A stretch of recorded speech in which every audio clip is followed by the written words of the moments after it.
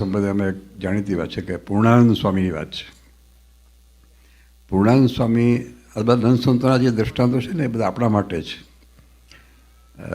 મારા સભા ભરીને બેઠા હતા અને પૂર્ણાનંદ સ્વામી આવ્યા, લેટ આવ્યા, જરાક દૂર ઊભા રહ્યા. એમને માનનું અંગ બહુ હતું. એમને એમ કહ્યું કે મને બોલાવે તો જવું અંદર. એટલે મહારાજે તો શું કહ્યું બધાને ખબર છે, તમે માનની મૂર્તિ જોઈ છે? તો કે ના, કે એ ઊભી એક સામે કે. એટલે પૂર્ણાનંદ સ્વામીને એટલું બધું ઈગો હર્ટ થયો, ત્યાંથી જ ચાલી નીકળ્યા કે મારે નથી રહેવું.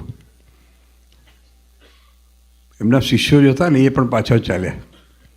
હવે જે મહત્ત્વની વાત આવે છે, અત્યારનો સમય હોય ને તો સ્વામી બોલાવે કે બીજા આવો, આપણે જુદું ટ્રસ્ટ કરીશું.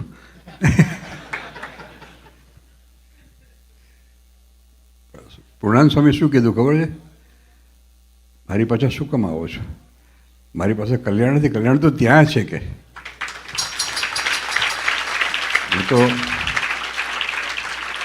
હું તો મારા સ્વભાવને કારણે જઉં છું.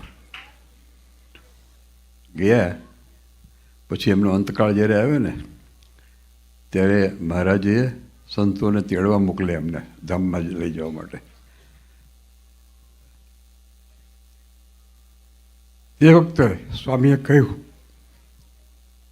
કે મહારાજે મને ભર સભામાં માની કહ્યો છે ને, તો મહારાજ પોતે આવે તો જ હું લેવા આવી તો જઈશ.